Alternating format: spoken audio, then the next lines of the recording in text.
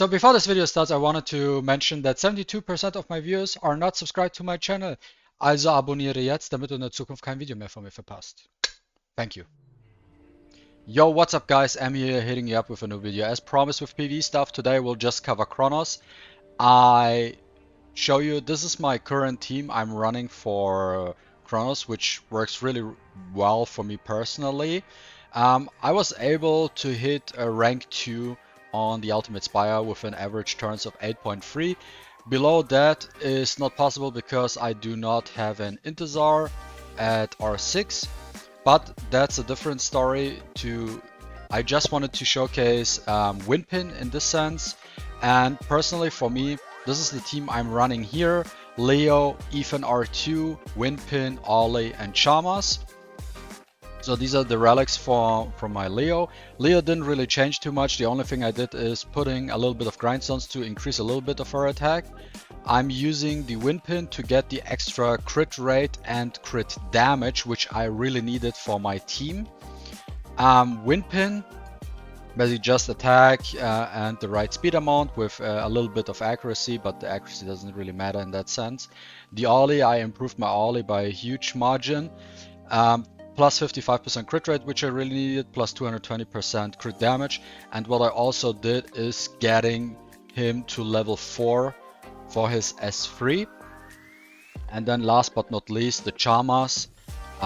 With these stats, I could potentially increase his crit damage, but the crit damage really doesn't matter too much, because at the end of the day, for my current team, if he crits, it works, and if he doesn't crit, then it does not matter, right? So it doesn't matter if he has 115 crit damage or 200%, wouldn't make a big difference. Maybe if I can get better stats, it would then make a difference to potentially hit a 7-turn run. But you guys know I'm a Kronos slave, so I don't really farm Fafnir for the Thunder sets to even improve further on Leo and Ollie. So that's what I'm rocking right now, and I just want to show you how this team works.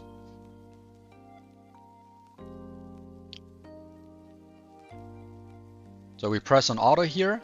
So basically all I did was I included Ethan, so I don't have to use Ashley, and I can actually kill the mid-boss, because the mid-boss has the mid-boss has 71k HP, and Ethan allowed me to one-shot the boss.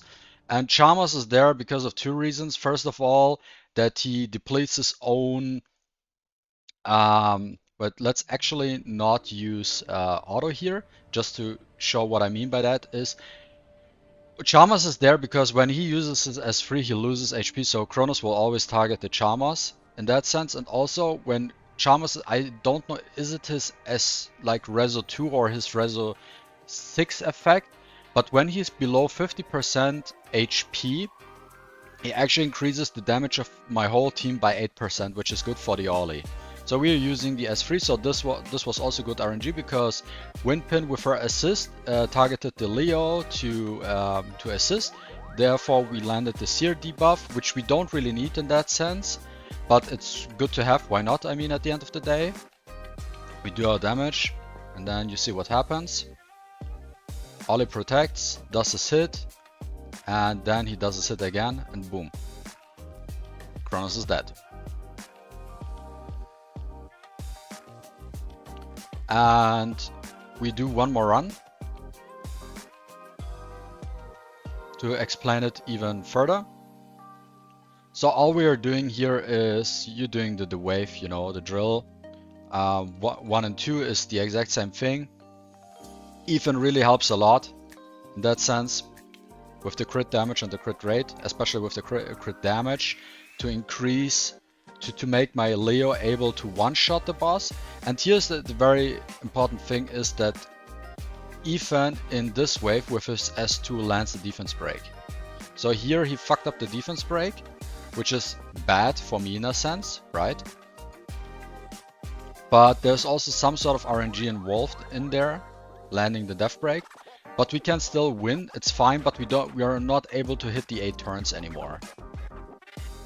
See? And that's like 6% left.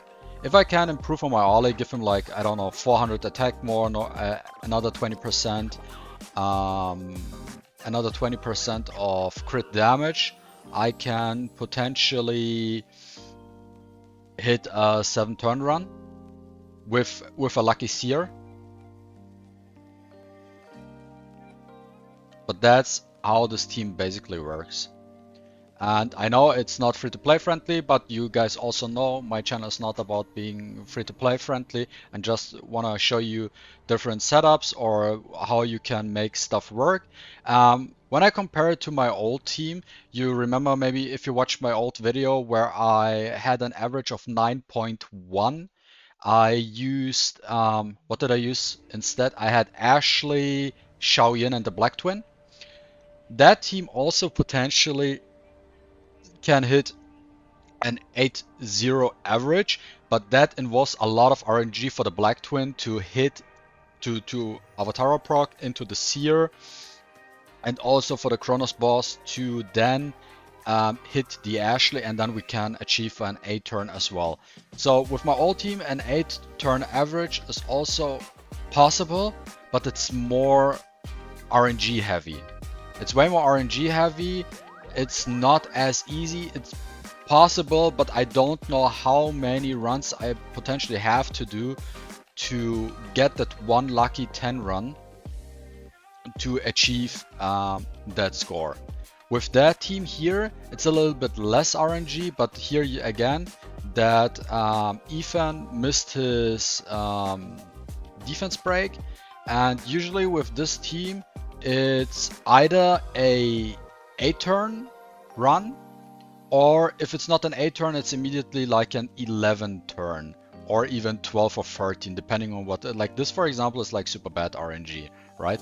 I don't even know how this run, for example, tends, like what if we are even able to beat Kronos here. But that's also fine. I like to show that a fail. I also want to show a fail run in a sense, right? That it's not 100% safe, depending on what happens.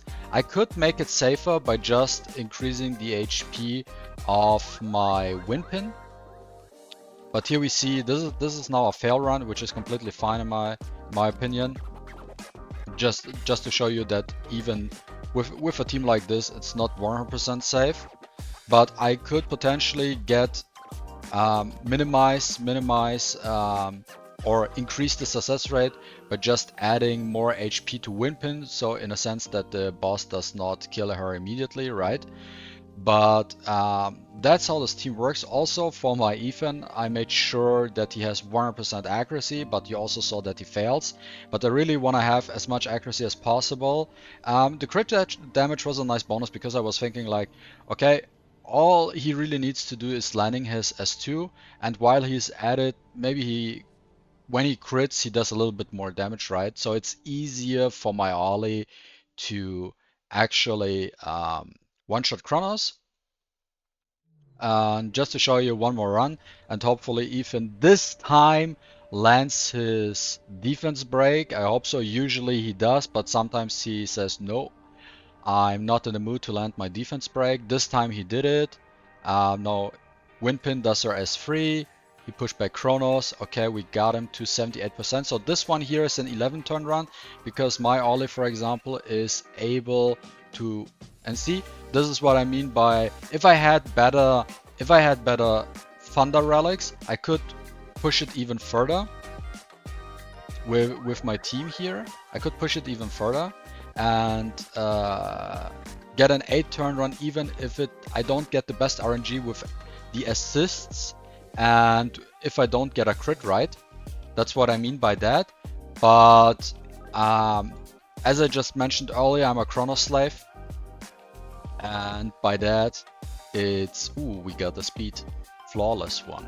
We will see how this one rolls.